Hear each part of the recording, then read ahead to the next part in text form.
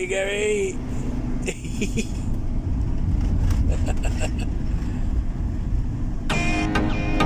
So this is a video about my good friend Gary and his little Jack Russell called Tog.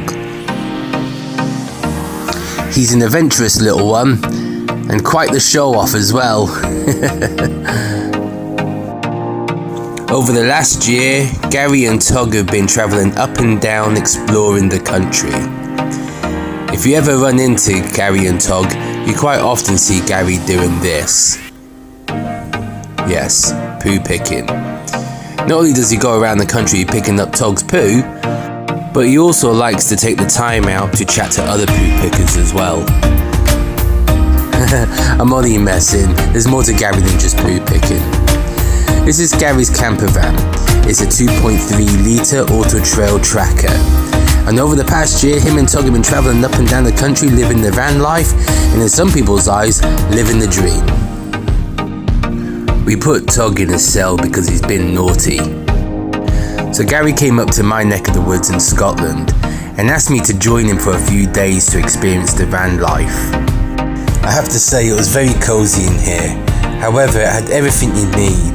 It had 2 single beds, storage above that, and there was this little workstation here. You can chop up food and do admin bits and what have not, and it had a little TV there as well.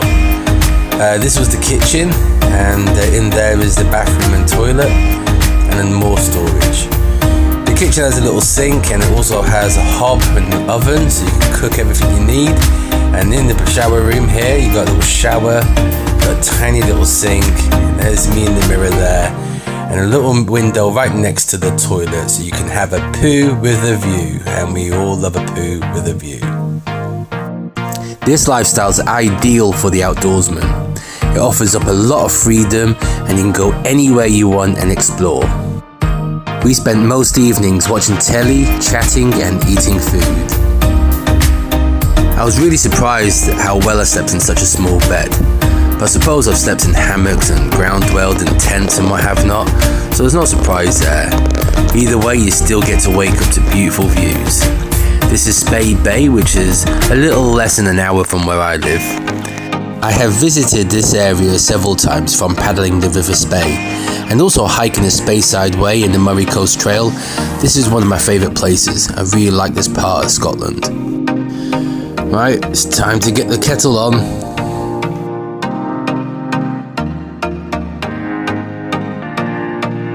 Gary's in his element, making a Scottish fry up.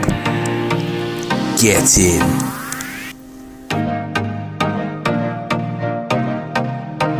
Although this way of life offers up a lot of freedom, it still comes at a price, and my mate Gary here, he's a testament to that. There are people out there, especially on YouTube and other social media platforms, that show the light and glamour of this lifestyle and the fun and adventures they have. But what they don't always show is the responsibilities that come with it. Gary's at a stage now where he can work part-time. He works 3 days a week and travels for 4 days a week in his camper van. Gary's in his early to mid-50s and it's taken him a lot of hard work to get to where he is today.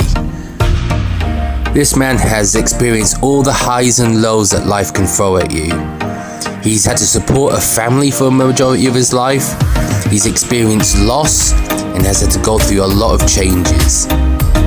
He's worked every shift under the sun, from 9 to 5, 7 till 7, morning and nights, 7 days a week, you name it, he's done it. So to get to this point, to work part-time and experience the van life on a regular basis is just inspiring if you ask me. During the discussion, Gary was telling me that he's going to take out some of his pension and rent out the property that he owns. He wants to live the van life on a full-time base and start a YouTube channel so he can share it with the public. I think that's a great idea.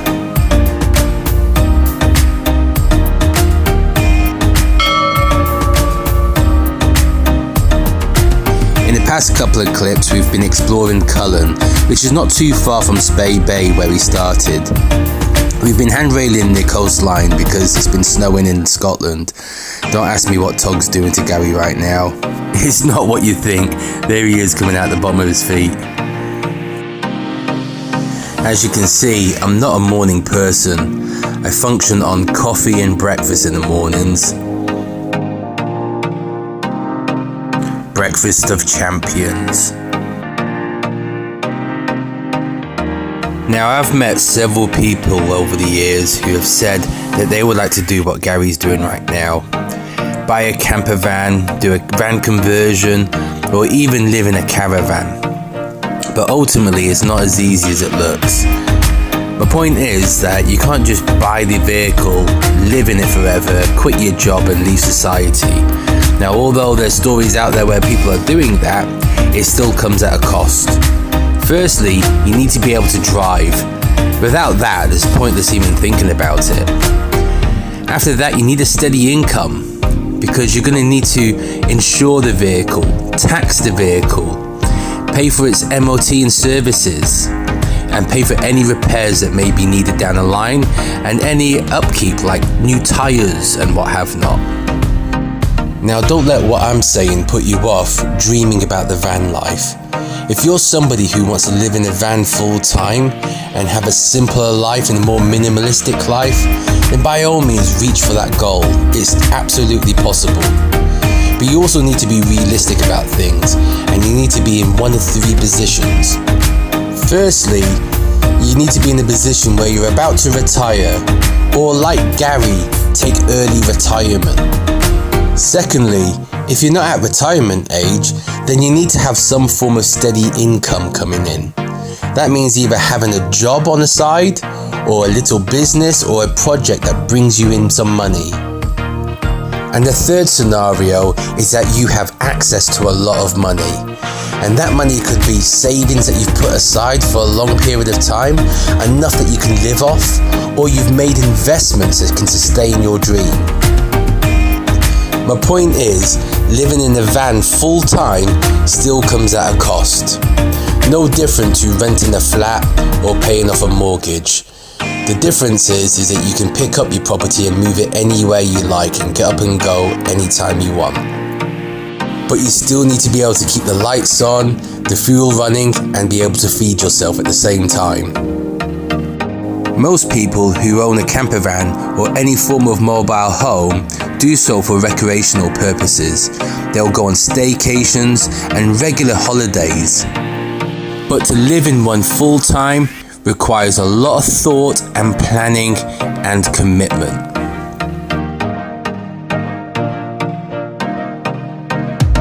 So I will leave you with our final destination, up a snowy hill about 30 minutes from my house.